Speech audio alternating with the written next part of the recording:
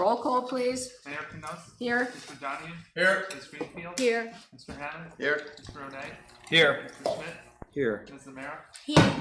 Notice of this meeting was provided to the Bernardsville News, Courier News, and the Star Ledger, filed with the municipal clerk, and posted on the municipal bulletin board on December 11th, 2018. Please stand for the Pledge of Allegiance. I pledge Allegiance to the flag of the United States of America and to the republic for which it stands, one nation, under God, indivisible, with liberty and justice for all. Right. We have actually only two presentations tonight. The 4B special events asked to be postponed, so we will not have 4B, right? So 4A is John Szabo, I think, is going to explain this interesting request we got. Thank you. Mayor, members of the council, can I see? Yes.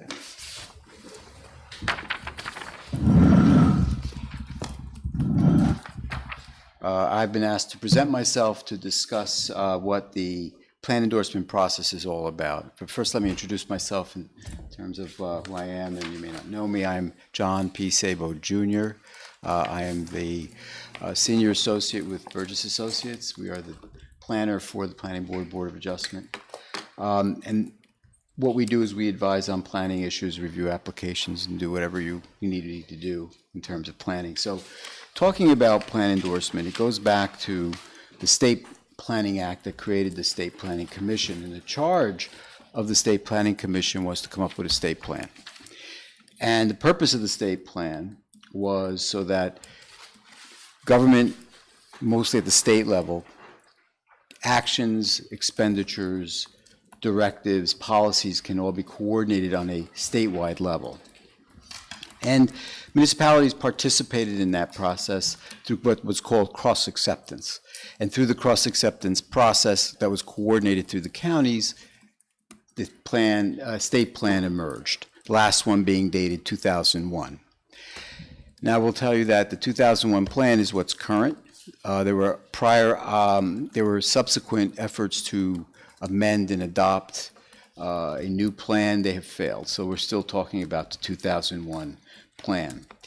Now, plan endorsement is a process whereby the state is trying to encourage municipalities to align your local policies, your local land use with state policies.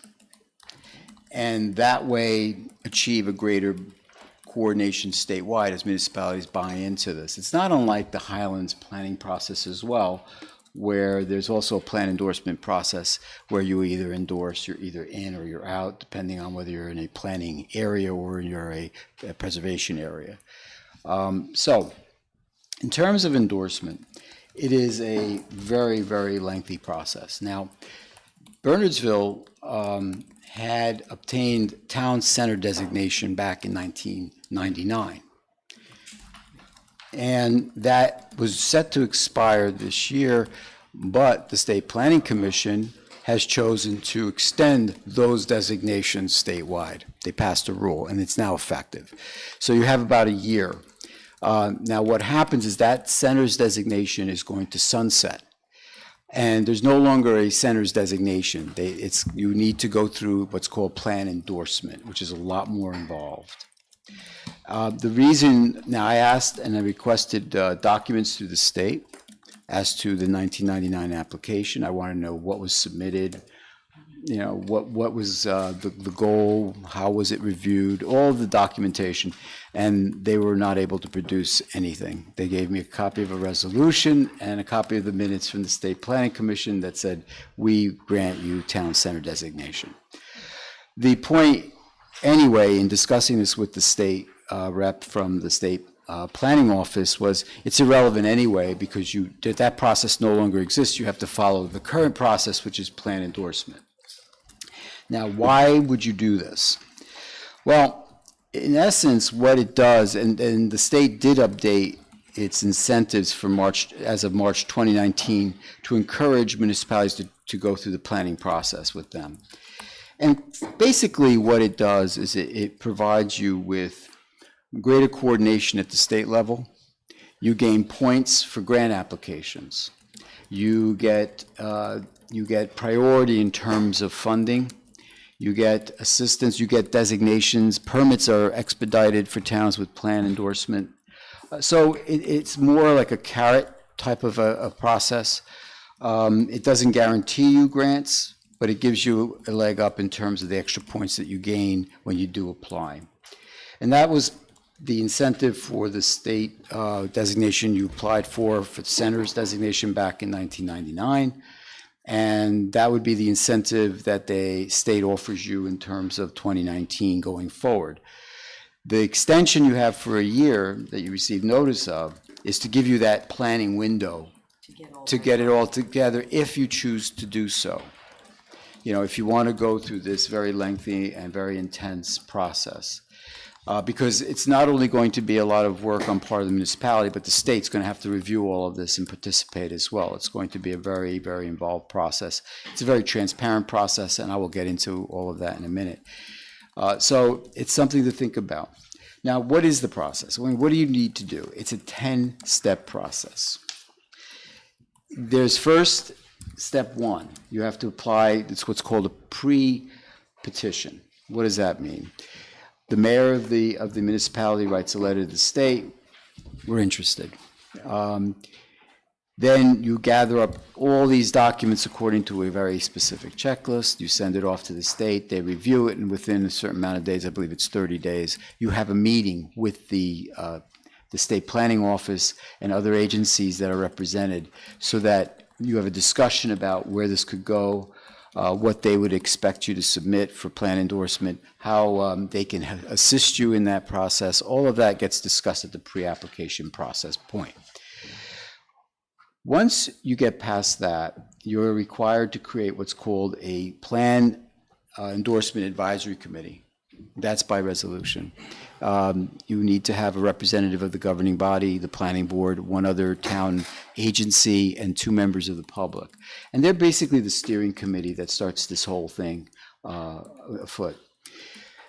The very next step, and what this steering committee does, is it needs to do a municipal-wide assessment. And there's a whole detailed checklist of what you need to look at in terms of all of your demographics, your land use, your policies. Everything gets reviewed in what's called a municipal-wide assessment.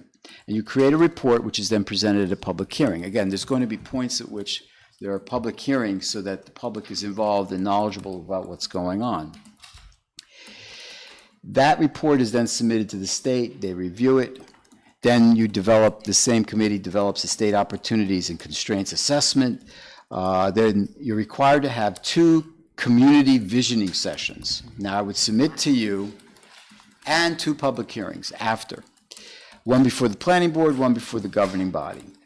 I would submit to you that you've already done one. We had the visioning session that you did for the downtown. I would submit to the state that that satisfies that requirement, and then you would have to have one more, and it would have to be town-wide focused. Again, public participation is important, outreach is important, transparency is important in the process, and this is an opportunity for the public to talk about planning policies and other policies related to planning that may come about. But you're not done. Then comes the consistency review. Now you have to look at all this information that you've gathered over the course of months, look at the state plan, and see where you are or aren't consistent. Then you have to develop an action plan that talks about how you're going to then address these inconsistencies. All of this under the state Office of State Planning guidance and review. You're constantly reviewing, sending materials to them for their comments. And then eventually you reach a point where the State Planning Office can recommend endorsement to the State Planning Commission. They grant it to you. So in talking to the state, it is at least a 1 year, if not longer, period of time that you go through all of this. It requires a great deal of coordination, dedicated community members who are going to participate in getting this through. And just to give you an idea, the state calls this a very user-friendly guide. It's quite substantial. Other towns are have done it or in the process of doing it. they're encouraging towns to do it. I will be touching base with Walter Lane in Somerset County, who may be very would like to cooperate with the town in pursuing this and could give me some ideas on how to best streamline this. I asked the state, how can we simplify the process to encourage towns to get involved? Because the requirements and the guidelines and all of that are so detailed that it can get quite expensive. And the response was, well, talk to Walter Lane because they could be very helpful and we can work out the waivers and things like that. That's why the pre-application session with the state is so important, because what it does is it could lay down the foundation of whether or not it's worth for you to pursue it at that point in terms of what you're going to have to be expected to put in versus what you're going to get out. Because remember, going through the pre-application process, you're going to be giving them everything you've got. And quite frankly, Bernardsville has done a lot. You've got a lot of planning documents that are already adopted, ready to go. Most recently, your housing element and fair share plan contains a lot of information. In 2017, your planning board adopted a reexamination report. A lot of planning has gone on in this community. You've recently redone your natural resource inventory. I mean, the planning board's been very busy. So that's a good thing. So a lot of the work is laid out. But I think the pre-application process at minimum is something that you might be willing to pursue so that you get a sense of where can this go and how does it benefit the municipality. Because remember, the state wants you to buy in. They want you to participate. So it'd be an interesting conversation. Say, well, you want us to get involved, but then where does this all lead us and where are the benefits? Quite frankly, I asked a number of questions about that. For example, are there grants available to assist municipalities in paying for this? Because, professional help is always sought on these kinds of things. And the answer was no, we don't provide grants for that. And I said, okay, that's a big incentive. So he suggested, again, talk to the county because they may be able to assist with that. Maybe either an in-kind service or with funding, I don't know. I know with the Highlands, they do offer planning incentive grants that will go and look into plan endorsement. The problem with that is you have to then eventually tell them you're going to buy in or not into the Highlands Regional Master Plan. And my understanding is the town has rejected that. So that's something to consider when you look at this.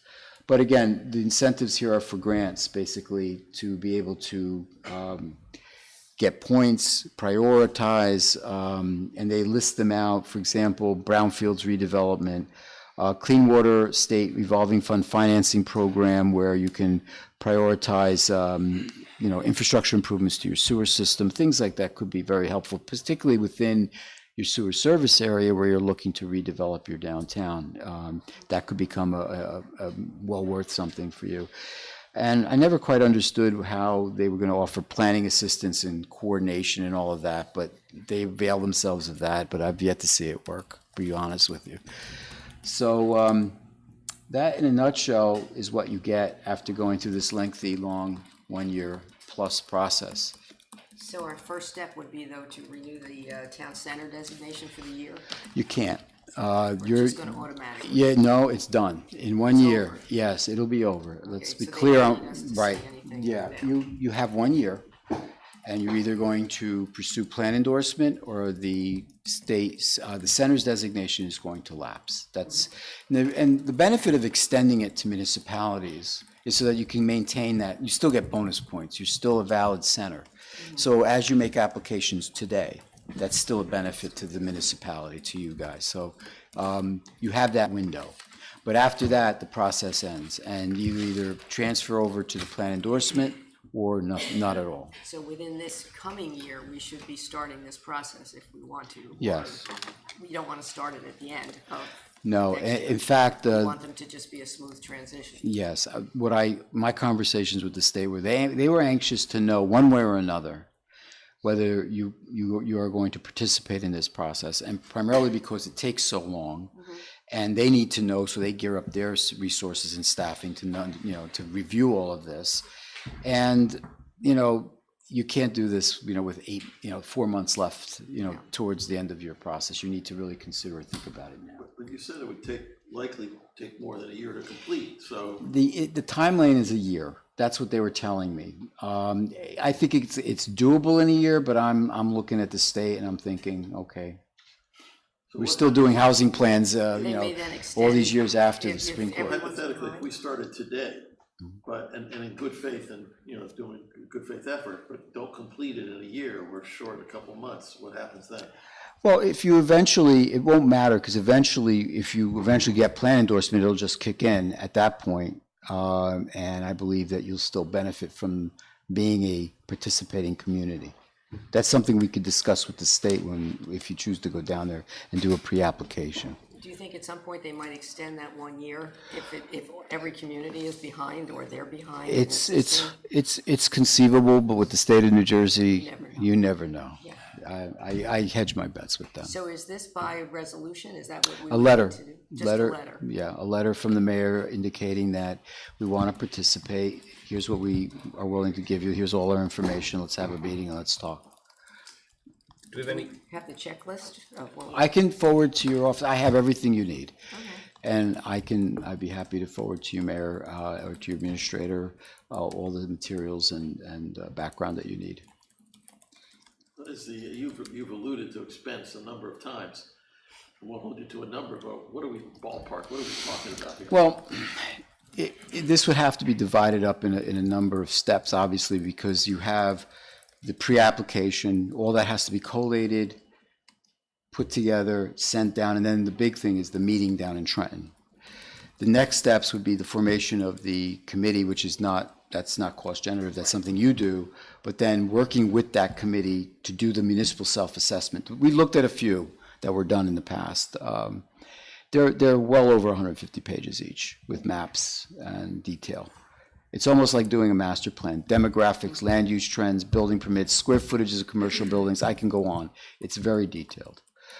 So, ballpark in terms of the total cost, or the pre-application process can be simple. If you'd like us to be involved in collating that for you and going down and meeting with the state and having that back and forth with the state, it would be a couple $1,000s. The rest of this could run upwards to 40, 50, depending on how detailed this can get. Obviously, we can try to offset that with either whatever assistance we can get from Somerset County, whatever we can streamline down at the state. What I would like to do is, if we do go down to the state to talk about, let's streamline this, let's see what we can do to get to plan endorsement in the most direct, cost-effective way. Is there an estimate of, what incremental grant money we might be eligible for or capable of, any past experience that we could go by, or any kind of future projection of what we could expect? Like, is there any confidence that we'd be getting a good return on our investment? That's the state of New Jersey with grant programs. It fluctuates. There used to be economic development aid, but the act that provided that money has now lapsed, and it hasn't been reauthorized by the legislature. My conversations with the state planning offices, that's the key. That's languishing right now in Trenton. So they're unpredictable. At some point, some kind of a program will come out, but I can't tell you what the return would be. Grants are out there. They're very competitive. Any advantage you can get would be advisable. What I would suggest you do is look at your needs. That's part of the self-assessment. You see, that's part of the analysis, is look at your needs, see where you could benefit from the most focused investment. Let's say it's infrastructure. It's downtown redevelopment in terms of sewers, sidewalks, things of that.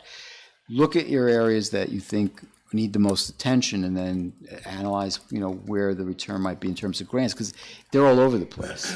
One of the benefits is HMFA priority consideration for tax credits, and that could help for example, your affordable housing program. Now, that might be a benefit. That's not necessarily infrastructure, but. Right. Are there demonstrable examples of how being a center since 1999 has helped us? Or that we're talking about apples and oranges here? I can't speak to that, Councilman. You'd have to. We had that discussion at the planning board. What's happened since 1999 to today with your center's designation, and how has the municipality, the borough, benefited? And I don't have that. That would be something I would sit down with your professionals in town hall and say, all right, show me the grants, show me what we've done, how has it helped or hasn't, So to be honest. you alluded to the fact that you could look at sort of what grants are out there and make some projections about potential returns or potential areas of grants where we might be more competitive. Would that be during this original pre-application phase that we would look at that kind of stuff? I would look at during it, I would look the at it upfront? now. I would look at that now, and that's a conversation you can also have down in Trenton when you meet with the state officials. When you say, well, how does this benefit us? Why would we want endorsement? So if we just went through the pre-petition period up to the meeting and then evaluate whether it's worth it, but at least. That would be get my that far. recommendation. I wouldn't reject it out of hand because of the lengthy intensity of the process. I would have a conversation to say, give them what you have, follow through on that, meet with them. It never hurts to do that. Meet with them, get feedback, see where this goes, and then have another discussion about, well, this is worth it or not, based on that conversation. That's a good idea. Are we good with that? Well, the question I would have is, do we need to find funding for this in this year's budget, or this is already contained in this year's budget in terms of what we would Couple of already? thousand. You're saying it'd be a couple thousand for that first piece? Yeah. We could send you a proposal for that. Shouldn't we look and see how we've benefited grant-wise in the past before we've even look at this? I mean, have we ever benefited by this? That would be John's.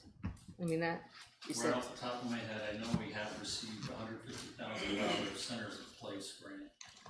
I think that was used in the downtown project. That's the kind of information you're gonna need. right, and we'll need that as part of this checklist process? Well, or- it's for you to think about what your return is and how it's benefited you all these years when you've been a designated center. how long does it get renewable now if we do it? How long does this last for? Just, If you go through plan endorsement, it's 10 years.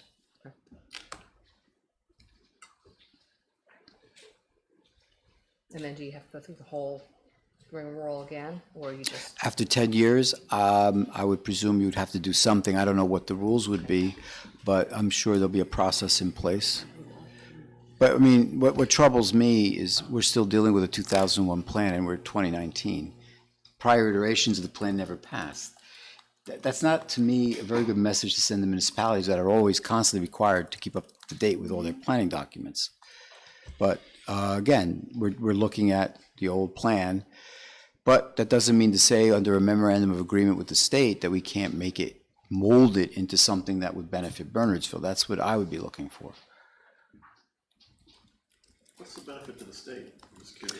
The benefit to the state is the coordination of towns acting in coordination with planning policies that the state is generating in terms of where the growth should happen, where shouldn't it happen, where should the infrastructure go, where shouldn't it go. Those kind of funding decisions that the state makes that directs where development is. It goes back to the old DCA state planning guide, where they noticed that wherever they put sewer lines and funded them, that's where all the development happened. I mean, they were very bright back then. So, but they needed a more sophisticated way of dealing with not just that, but transportation. Where should sewer facilities go? Where should the lines go? Where should water go? Speaking of which is, where should the distribution happen? Where should the reservoirs? So the more towns you get to buy in, your zoning, your planning, your policies are all aligned with the states, and we're all marching to the same beat of the same drummer. And that's their advantage. Same thing with the Highlands. That's what they're looking for, buy-in. So I suspect it would be very difficult to prove that there was a grant advantage in the past, unless they were willing to open up their methodology and their scoring. How we prove that we got this grant because we were a center. So what other benefits, other than the grant points, would accrue from this? If you want, for example, if you have permits pending before DEP, you get points, you get priority. If you need technical assistance on issues, you get technical assistance before other towns. You get put to the front of the line is basically what it is. but wouldn't you be giving up your control to do that? That is the question. That is the policy question you grapple with. One of the reasons why many towns I know that are in the Highlands opt not to go in is because they don't want to relinquish that control in their planning area. But isn't this another way to gain control? From the over state level, in a municipalities? way, yes. But again, during the self-assessment, during the pre-app and self-assessment, that's a determination you'll make. And then you can always say, wait a minute, this is, something we have to address with the state because that is not aligned with what we want. What's interesting is in your 2017 reexamination report, your planner found that there were the land use designations on the state planning map didn't really coincide very well with the town. And that would be one of the first questions I would ask them, because we're looking at a 2001 plan. Dave Zimmerman, who did your plan, re-examined back in 2017, said these don't fit. And there aren't any designations that do really. And so my challenge to the state is, how does this work for Bernardsville if it didn't work under the 2001 and we're still waiting for a new plan? The new plan that has yet to be adopted gets away from designations, tier 1, tier 2, planning area, all of that. It's more going towards planning incentive, economic incentive zones, economic planning preservation incentive areas, that kind of thing, which Somerset County has adopted as part of their plan, which is very interesting. So, we good? Do we want to do at least or actually maybe we should have a meeting with our professionals first, Yeah, I don't want to Yes. make Yeah. decisions yet. and then we'll take it from there, so. We'll sit down with. maybe So- Ed. Timing wise then, when's it, this is something we should make a decision sooner versus Yes, later, but absolutely. if we make a decision in July, it doesn't. I don't think you preclude us hit a from doing something. critical tipping point in July, but I wouldn't go further than that because it is a lengthy process. And it's a lot of public involvement. We have to organize, for example, a visioning session for the entire town. Public hearings have to be held, appointments have to be made. There's a lot of things, and it would be laid out for you, and I would assist you with that. I will forward to you, Mayor, all the information I have. It's very easy to get, and it'll describe the process, and it will describe what you need to submit for a pre-app. And it's basically what you have available to you now. But it's collating it, who's gonna do it, and then who goes down to Trenton to talk to these people. Can I ask one more question? Of the 21 counties in Somerset, 21 municipalities in Somerset County, how many have already started this process or signed on? I'm not aware of any. I know that there's been past participation in about 5 or 6 towns. But right now, at this moment, I don't know who's opting in. I think letters are going out, emails are going out to all the towns at the same time saying, do you want to participate? So I'm sure these Probably all in the discussions, same process. you're probably all having these discussions all over the state right now. So we're not behind anybody, that's for sure. No, right, and they may not have already had the town center designation. We Correct, have, so- correct. They reached out to the municipalities that had the designations first. But that doesn't stop anybody from going for My plan concern is the endorsement. reverse. If 20 out of 21 municipalities are doing it, you then lose any advantage of the points during grant because everybody's getting them. There is no prioritization. Well, that would be among Somerset That would County, be our, but, Right, yeah, but right, maybe not but- the Not but state. state. maybe statewide, there might still be an advantage. Right, but the point I was just trying to understand is if everybody's doing it or is there's only a scattered few.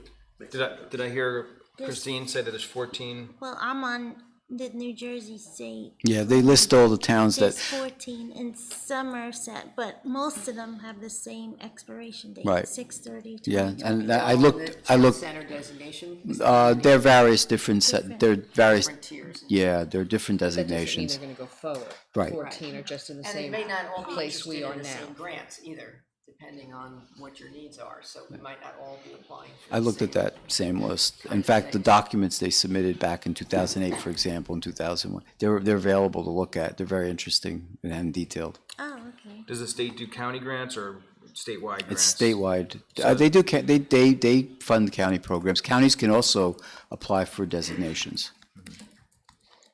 Is Somerset County applying for it? I don't know. They're I on can, the current list. yeah.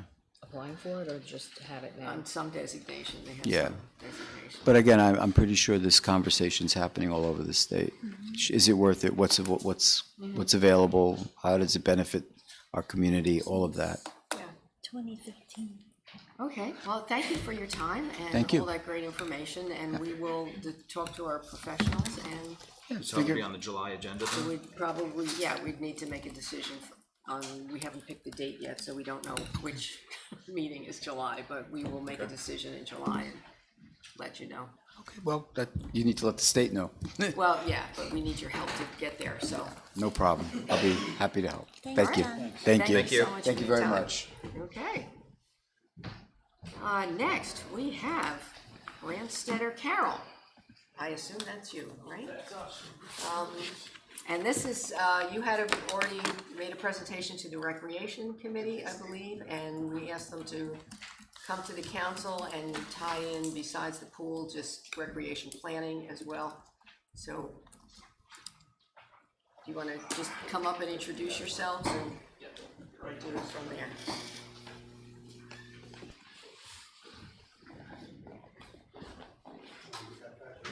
Yeah.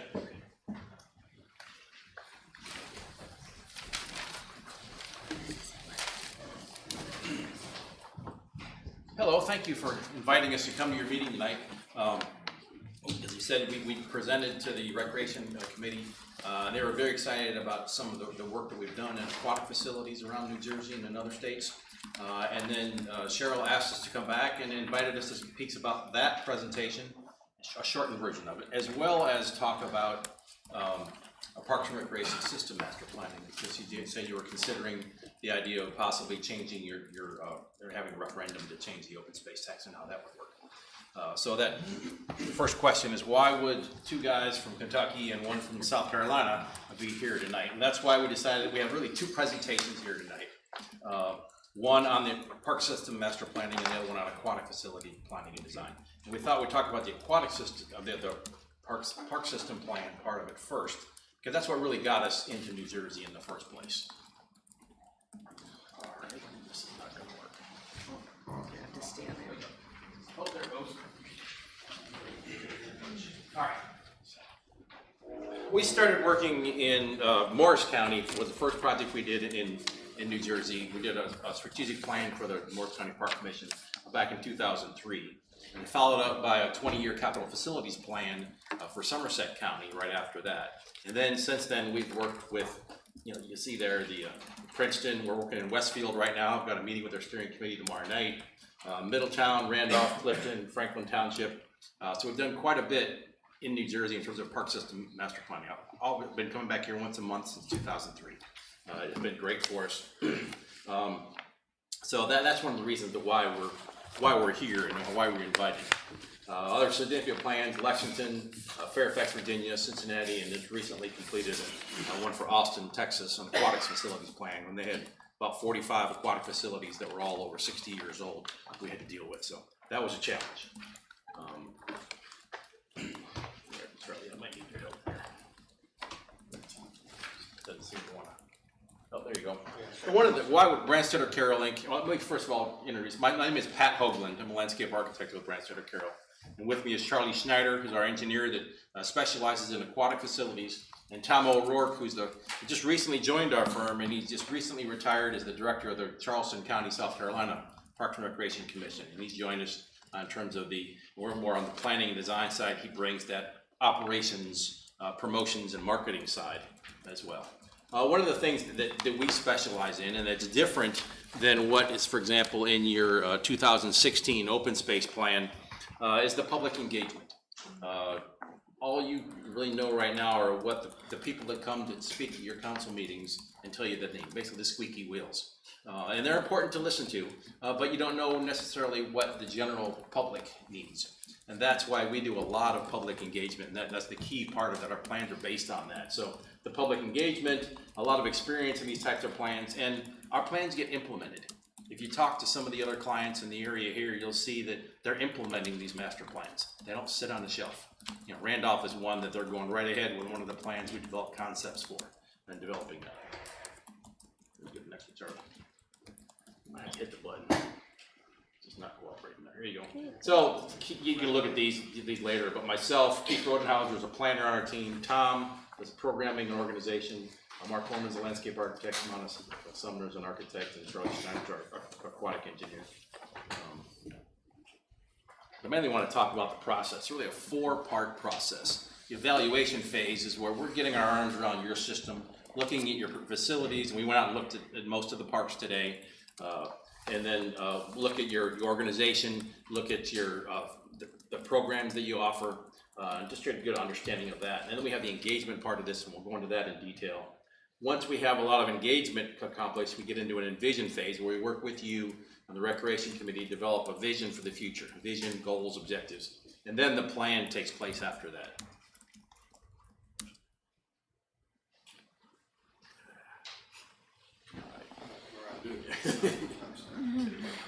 So the first part of it, we're looking at your demographics and previous studies that have been done, and you've had a few done here. Your policies, management, your funding, inventory. We also do some benchmarking against similar types of communities throughout the region and the nation as well. And then look at trends in parks and recreation throughout New Jersey and throughout other parts of the country. That helps us identify where some of the gaps. We do the service gaps analysis. We're mapping, where are your ball fields, where are your parks, where are your playgrounds, your picnic shelters. Put all those on top of each other, and then come up with a composite map like you see on the bottom there that identifies where, the red, for example, those areas that are less well served, and those areas that are in blue are the ones that are better served by parks and recreation facilities. So it really helps you determine where are those gaps in the system. So then the engagement strategies, we actually go to where the people are. The idea of the old public meetings, you have to do, but a lot of times the attendance isn't that great. We want to make it convenient for people. We make it an open house format. So we go to community events. It takes away from our weekends and evenings, whatever, but it's what we need to do to get people out there. We have a lot of stakeholder groups that we meet with, those user groups, the sports groups, cultural arts groups, senior citizens, community leaders, and other public methods. We meet with some youth. We'll go to the schools and talk to kids to see what they would like to see. We have a Mind Mixer online engagement forum where people can, throughout the process, can provide their comments online, and we react to that. We do a statistically valid household survey. It's like probably up to at least 300 communities or households in the borough, and then going to the community events. These are pictures of some of the types of engagement that we do. Again, it's fun, it's engaging. Next to one in the bottom middle, some of those are other, just like going to the pools, do the voting with dollars. Kind of, if you've ever done that before, we give people $1,000 and to vote on various improvements that can be made for the parks in the borough.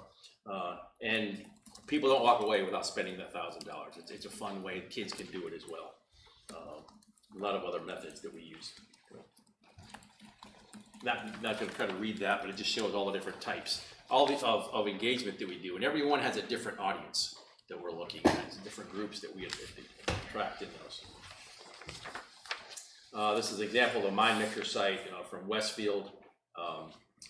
It actually ended up doing something a little different, but this is a typical kind of thing. We ask some open-ended questions in the beginning, and then we get more specific. As when it's winter, what do you like to do in the winter at the parks, and those kind of things. The stakeholder groups, there's a variety of different types of the groups that we'd be inviting in to speak to them one-on-one, get some of their ideas. And you can dig a little deeper with these stakeholder groups and in terms of how they interact with the borough at this point, how that can be improved, what facilities and programs do they use, and those types of things. Then that statistically valid survey, we ask people about, what parks and trails have they visited, not just here, but in the area as well. Oops, a little too fast. Program participation, their satisfaction levels, why don't they use parks and facilities more? That's always a really key one to find out why people don't. A lot of times it's the marketing; they just don't know what's available. That's a struggle for every community. And then a statistically valid household survey. See a little map on the right? That's from Morris Township. We just did a study for them. It's got the middle was Morristown, little hole in the donut. But the red dots show where the people are that filled out the survey, or about approximate location. So we get really good distribution in this statistically valid survey. So it's we can tell by east and west part of the community how those are, how the results are. We ask people how they would respond, how they would allocate $100 for various types of improvements, such as improving your existing parks, which is usually the top one. But in this case, the green was develop new walking and hiking trails, new community centers, and it varies from place to place. Types of things that we do. And then we also do a web survey. So the statistically valid survey is one that's sent out just a random sample of households. The web survey, we want as many people as possible to fill out. So then we make charts that combine the two. So in this case, the blue is the mail survey results, and the green are the web survey results. And it's usually a little different because it's the groups in the web survey are ones that were, they were members of the pool, or so they got emailed from their soccer coach or the football coach, whatever. So they're people that are already engaged in some of the programs and facilities here. So a little higher knowledge of what the facilities are and the conditions of those facilities. And then one of the things that the surveys can do is give you an idea of, from your standpoint, the priority investment rating. They take two questions, the unmet needs that people have and the importance to the household, and gives you an idea of what's most important to these households. The high priority in the dark blue, and then the green, the medium priorities for facilities. And then we do the same thing for programs. So yeah, the web handout survey, we do that through SurveyMonkey. And then do some graphics to sort of summarize the results from the facilities improvements and program improvements and the top actions that you should take as a borough. From all that, we work with a steering committee to develop a vision for the future and develop a vision, mission, goals, and objectives. From that, get a recommended vision of where you want to be 10 years down the road. This is an example from Fairfax, Virginia, some of the top headings in their strategic plan that we came up with, working with the committee. And then the plan phase, that's where we take all that information and develop a plan for the future of what you'd like to see. And it's, again, all based on the public engagement, what the people told us are our top priorities. We get the steering committee involved in doing an exercise of ranking all the capital improvements. So in the end, you've got a document that tells you what the people really want, not just the people that come to the council meetings the most. So it gives people a lot of possibilities for engagement. Do you recommend any, like 5-year, 10-year, or is it kind of based on how many things you're identifying? We'll show you just an example in a second here, but what we'll do is we break things down. In the end, there's an action plan that under each of the goals and objectives, there's several strategies, and they're broken down into 0 to 2 years, 3 to 5, and 6 to 10 years. And then who's responsible, what the funding source might be for that, and then also how it ties back to your town master, your borough master plan or comprehensive plan. So we can take those documents and sort of reference back and forth between the different groups. So we're not just looking at facilities, and that's what most people pick up on the most. We're also looking at, if you develop new facilities, how are you going to manage those facilities? That's why we got Tom on board, because he really helps with looking at how much staff do you need, what are your operation procedures, what should your organization look like, because you want to have first-class facilities that people can be proud of for a long time. So your trails, your open space, your athletic fields, but also looking at your funding, marketing, staffing, and programs that you offer as well. Then there's a draft and final report, and public presentations, and an executive summary. And there's an example of an action plan, sort of the headings, and then probably several items underneath each one of those categories in the action plan.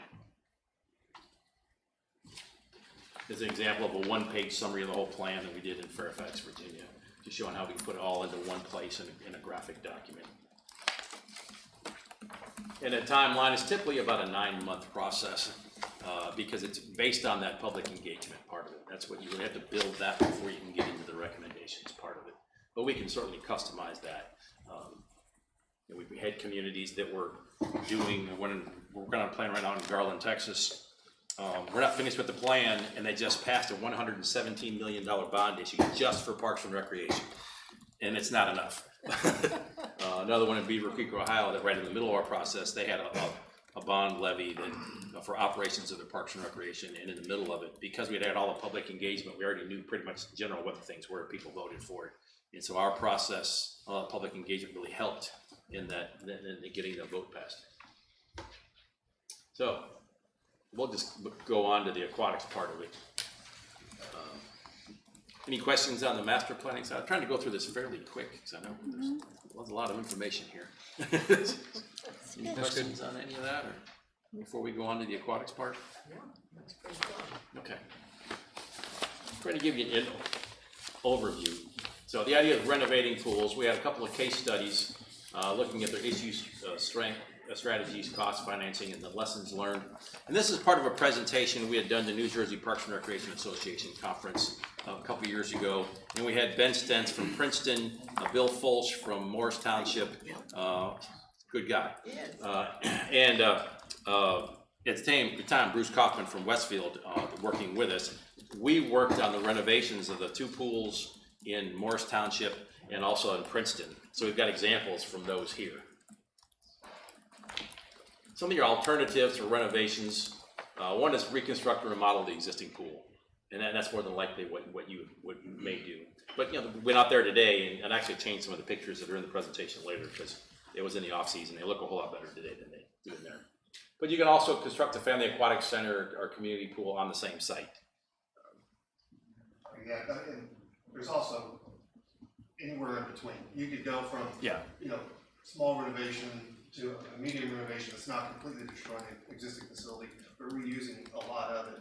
And actually we find that to be a little bit more common in New Jersey, that the bathhouse is in good shape. We've maintained it well over the years, and there's no need to replace it necessarily. So that existing site usually is the most popular because it's the least controversy. You've already got all the utilities and everything there, and the parking lots, everything else. So that's a great place. And you can typically work over the winter.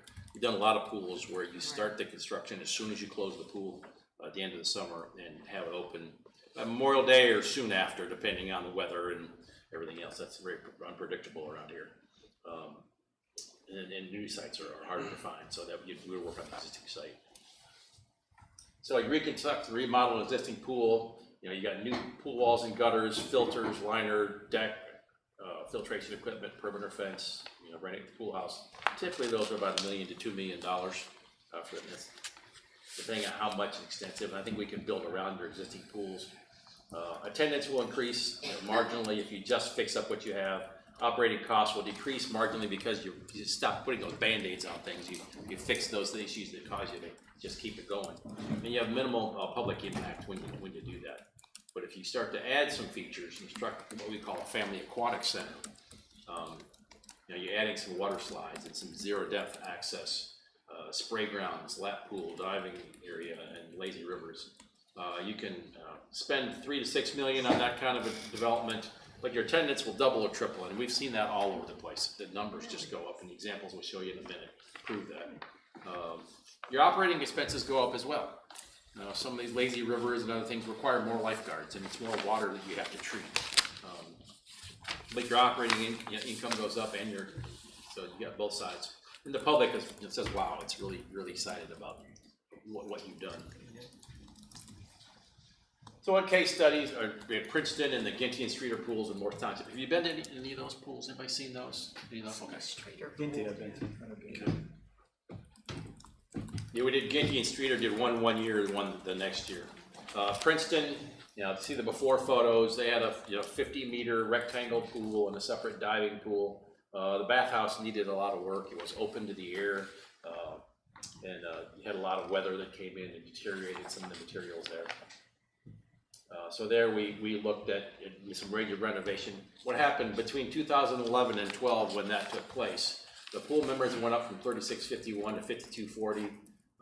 Admission visits went up for the dailies. Program registrations went up. The annual revenue went up a lot. Expenses also went up, but they had a surplus of over 200,000, and that's been even increasing since then.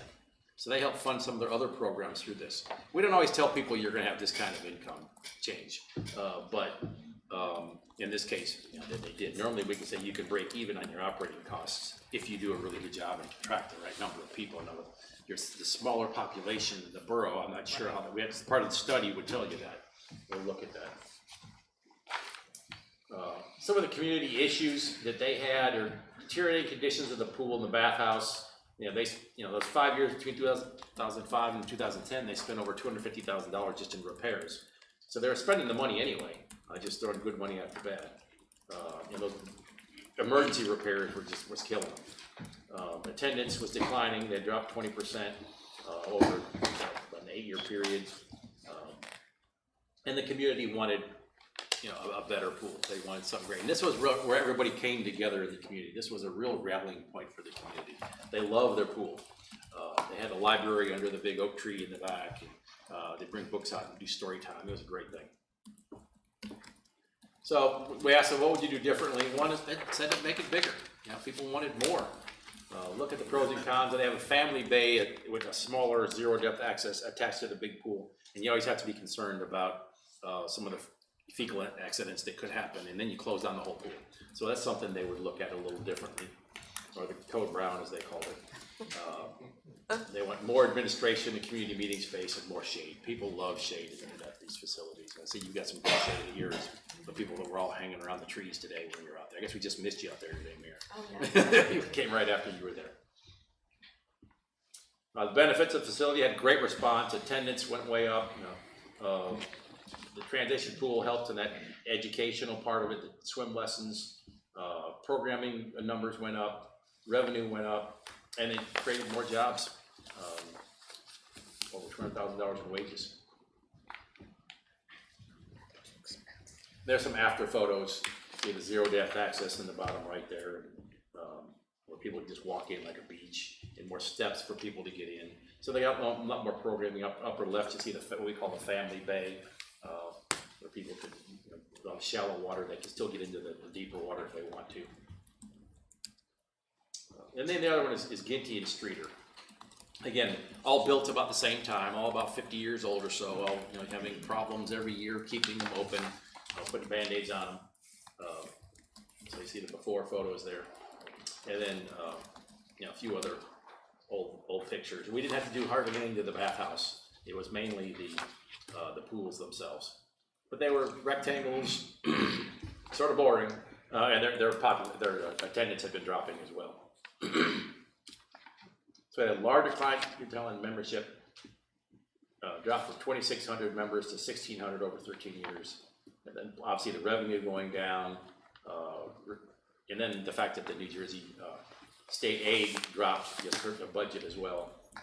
And they had a citizens committee that started in 2005, once the membership started to drop. So it took them a while to actually get moving on this. So the issues raised by the public were cold water. You see it? The pipe on the right, they opened that up when they filled the pool beginning of the summer, and it never stopped. That's how fast the water was leaking out, and that water's cold. So everybody complained constantly about the cold water that they had in the pool. And yes, the modern facilities were lacking. The pool shell was falling apart. So they had, you know, two sides of the community they needed to have the two pools. So they had limited capital investment. The water leaks, the main drain was falling apart. You really couldn't get to that without digging up the whole bottom of the pool. And they had some safety issues. The 3-meter board was not that safe, and then the slides were deteriorating as well. They wanted to retain that historic feel at each pool, fix the leaks.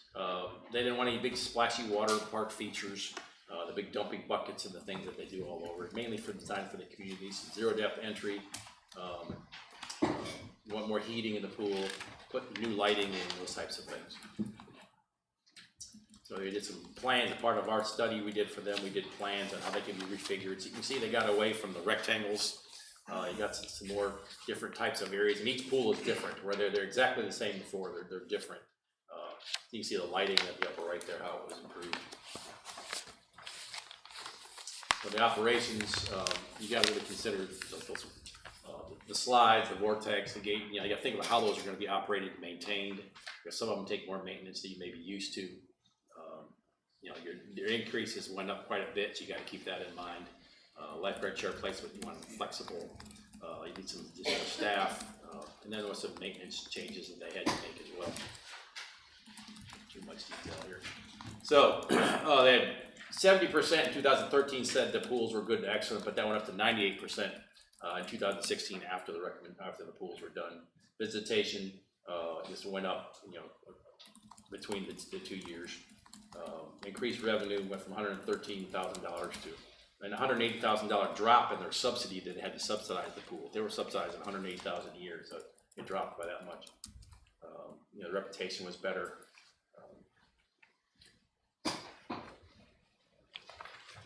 And some trends, more people are camping out on the deck, spending more time there because everything was better, they had more fun, more babies in the pool, which was an issue as well. They had some issues with lap swimmers and water walkers in the same lanes. The slides flowing the lap lane was an issue. The nighttime and weekend programming they added, they didn't have it before. And they had some log rolling and competitions and things that they couldn't do before. It was a lot of fun. So there's some examples of what those look like now. It's a little different than the old rectangles that they had before. A lot more shade, more fun things to do. There's a couple more pictures of those. The new slides and zero depth entry. So the scope of looking at your facility, if we were to do a study for you, is one to look at the physical conditions of the pools, look at the age, the attendance and membership trends, your programming and your finances, just to get a good handle on all of that. And then the public engagement, we go right to the pool and talk to the members, talk to the people that are out there, get their ideas on what they like and don't like about the pools.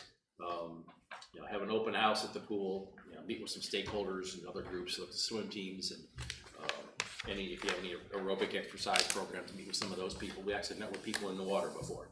So wherever the people are, that's where we'll go. And then we look at some recommended amenities and design changes that you can look at, and some concept plans, how you can improve your infrastructure to improve the filtration and pump system, the cost estimates, and look at some fiscal impact estimations. So what's this going to do to the borough's budget over the long term? And review meeting at that point, and then after that, some final plans and revisions at that point. Okay. I know I went through quite a bit, pretty fast.